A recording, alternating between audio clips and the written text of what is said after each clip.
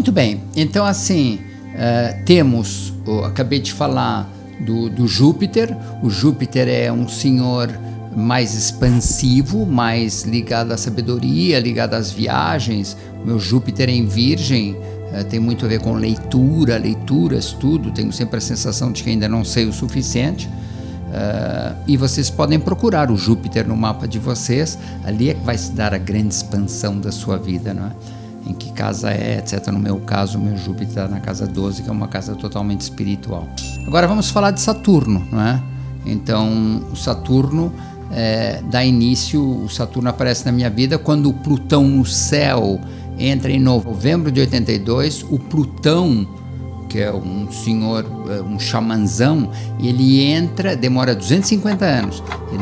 Depois de 250 anos, ele voltou para casa, que é Escorpião, que é o signo dele. Então, em novembro de 82, esse Plutão que está no meu ascendente, sempre perto de Júpiter e de Mercúrio, esse senhor dá ares da sua graça, e quando ele aparece em Escorpião, na minha vida, ele me obriga a tomar uma medida radical na minha vida, porque Plutão e Escorpião tem muito a ver com raízes.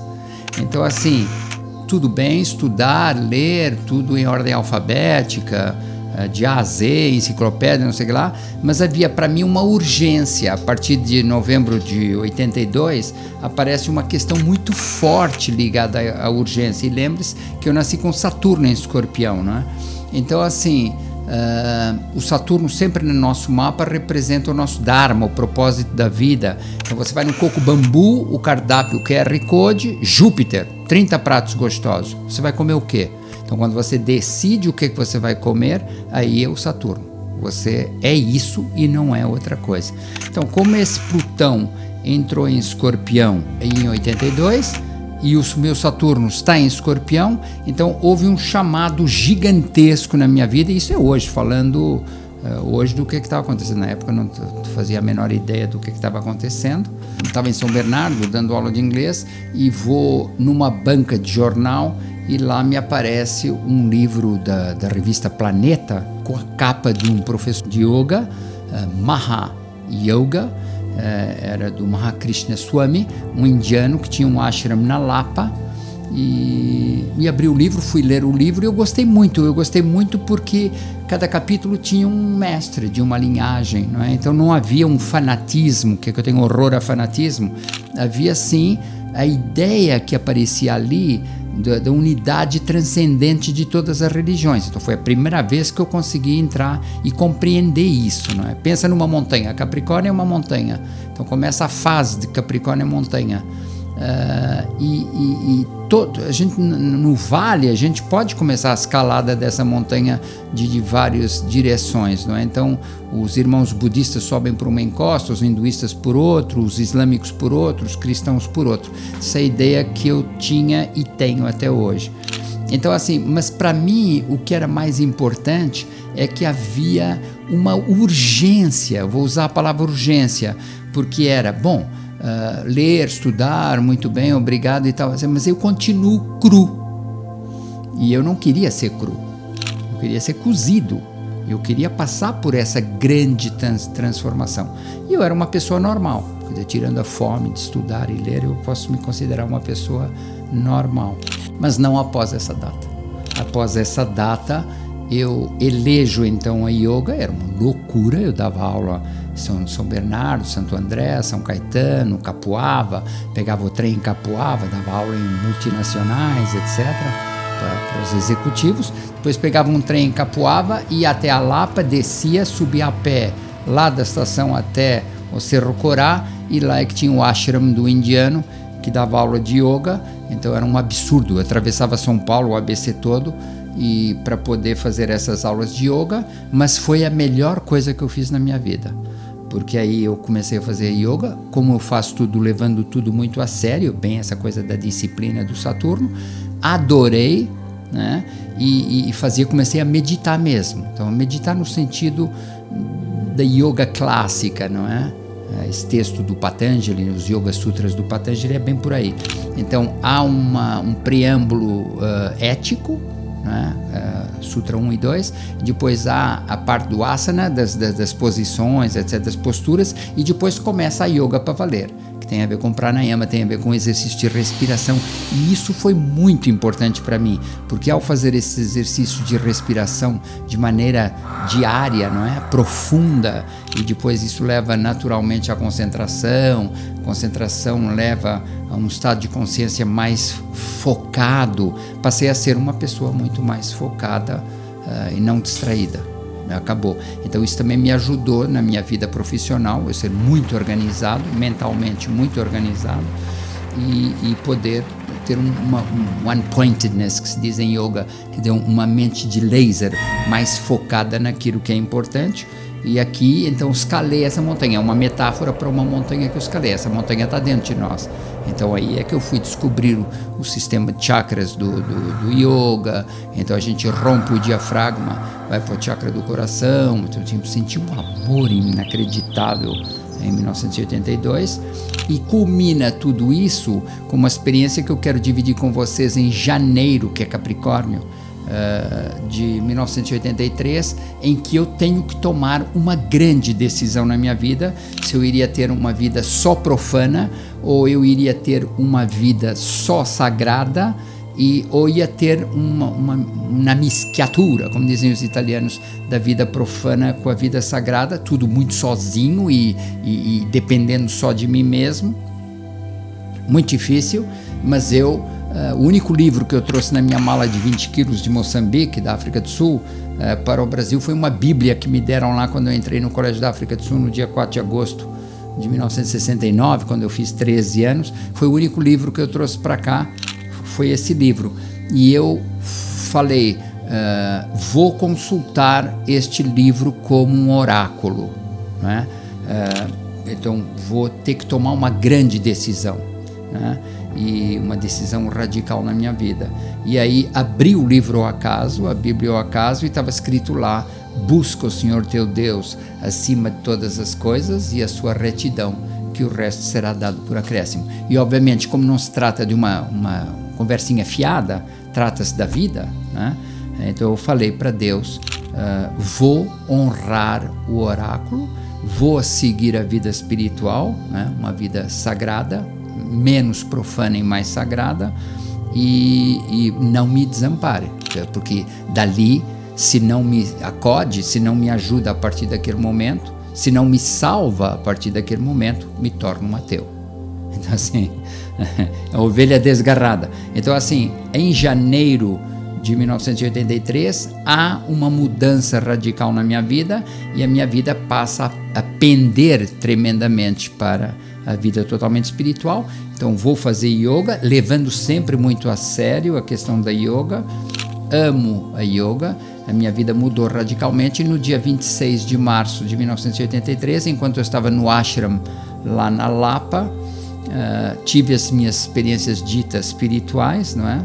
E sempre com a graça, porque naquele tempo não havia ninguém para te ajudar. Era bem como diz o Platão, para ir do mundo das ideias para o mundo do bem supremo, tem que remar, não tem nem vento, não tem ninguém. É muito íntimo.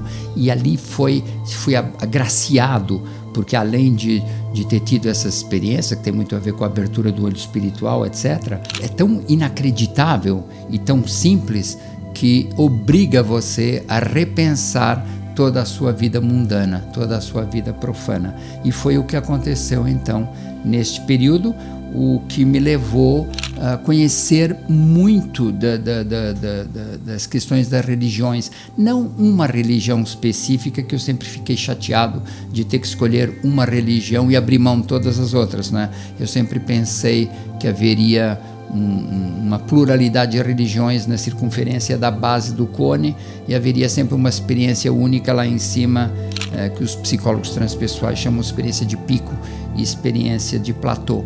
Então havia esta ida para cima, para o topo da montanha. Ela está uma experiência mosaica do Moisés, que eu gostei quando eu vi aos 10, 11 anos o filme Os 10 Mandamentos. Então estava de volta a essa experiência, mas queria me assenhorar, porque eu conheço muita gente. Vocês devem imaginar quantas pessoas eu não conheço que se dizem espirituais e estão muito conectadas com o fenômeno espiritual de alguma maneira em todas as religiões do mundo. Tenho visitado esses países todos onde tem essas religiões pessoalmente, já fui 6 vezes para a Índia, inclusive, mas a mim me interessava não só esta ida para o topo da montanha, mas descer da montanha e entregar essas coisas para as pessoas. E aí é que vai haver o casamento entre o Júpiter e o Saturno, quer dizer, aquele que estudou, continua estudando, e aquele que é a favor da experiência espiritual, dessa coisa sagrada. Quer dizer, então há o sagrado. E de que maneira é que o intelecto pode me ajudar a pôr ordem a serviço do sagrado? Então é muito diferente, não é um intelectual, um Júpiter vaidoso que está aí e se acha, não sei o que, mas não. Esse Júpiter está a serviço do Saturno, quer dizer, e esse Saturno está a serviço de um rigor, de um certo rigor, de que há esse telos que eu falei no início, uma meta. Nós estamos indo na direção dessa meta. Que meta é essa? Então, o símbolo dessa meta é o meu símbolo privilegiado, a ideia da montanha sagrada, a ideia desse cone, a ideia de que nós escalamos, e todos estamos escalando essa montanha sagrada, e vamos na direção desse pico. Então esse pico é Netuno, seria a experiência espiritual, mas não basta, não é? Porque o que nos ensinam a história das religiões é que as pessoas que chegaram nessa experiência desceram e trouxeram essa história para contar aqui para os humanos que estão no vale. Então esse período do Saturno, e eu coloco lá escala o Arunachala, que é a montanha sagrada da Índia, onde estava o mestre do meu mestre, o Ramana Maharshi, o Maharishi, falando devagar, quer dizer, um grande sábio, um grande vidente, é essa. Então ela permanece, Saturno, como a experiência mais importante de toda a minha vida, dentro do yoga clássico, com uma reverência extraordinária, porque imagino eu que muita gente tenta na vida buscar, não tem nem ideia de que existe o sagrado. Quanto mais ir à procura do sagrado, quanto mais ter a graça de ter essa experiência. Então, para mim, permanece até hoje. Eu vou falar depois de Urano, Netuno e Plutão, mas a experiência saturnina permanece fundamental. Então existe um ramo da filosofia ética que chama um conceito que chama axiologia, de um filósofo alemão chamado Max Scheler, que ele fala de axiologia, que é um eixo de valores. Então permanece, nunca me esqueço deste eixo de valores, em que ele vai dizer que o valor supremo é o sagrado. Então não há dúvida nenhuma, né, de que existe o sagrado, no sentido em que eu posso me relacionar, como diz o Martin Buber, talvez a mente mais brilhante dentro do judaísmo do século XIX e XX, de que se eu tenho uma relação com o outro como coisa, se eu trato o outro como coisa e o outro naturalmente que vai me tratar também como coisa, ou qualquer objeto como coisa, então nós temos um mundo estúpido, um mundo absolutamente absurdo, não é? Enquanto que se eu, onde eu estou na circunferência, no vale, eu entro em contato com essa experiência do sagrado lá em cima e desço para estar com você. Então essa ideia do Namastê indiano é exatamente aqui. Eu trago aqui o Shiva. Quando eu fui iniciado pelo meu mestre, ele me deu o nome de filho de Shiva, filho de Ganesha, que é filho do Shiva, e o Shiva representa a impermanência do mundo e ele se recria constantemente, não é? Então o Ganesha representa a sabedoria, gosta de literatura, remove obstáculos com a sua tromba. Então cantei muito mantra para o Ganesha, não é? Muitos mantras para o Shiva. Eu estou muito conectado com a filosofia, a civilização da Índia. Tenho um amor extraordinário por essa, e acho, vou reafirmar que acho que os Yoga Sutras do Patanjali, a yoga séria, a yoga clássica, permanece para mim como o grande texto da minha vida, né? Acho muito, muito importante a gente ter uma graça, né? Acho que é uma graça de poder ter chegado até nós esse texto, que é mais ou menos do ano 300 a.C. Então fica a dica da necessidade da disciplina. Então volta à ideia de que nós podemos ser doutores, campeões do mundo, ter muito conhecimento, que é Júpiter, etc e tal, mas isto deve servir para um propósito que é maior que nós, maior do que o da sociedade, né? Que é ligado ao sagrado. Então, da minha parte, uma gratidão infinita para com a graça. Pensa, tá andando numa rua Lucas Nogueira Garcês, em São Bernardo do Campo, chega lá, tem uma banca, pega o livro é o que é, de novo, a graça, e te leva para yoga. Você vai nessa yoga e você tem um grande mestre do seu mestre, e aí você tem aquilo que é mais importante, o sagrado. E a partir dali, depois eu vou falar a seguir sobre Urano, Netuno e Plutão, a seguir seria tentar reorganizar toda a minha vida pessoal a partir dessas experiências de pico, que se tornaram experiências de platô dentro da yoga em março de 1983.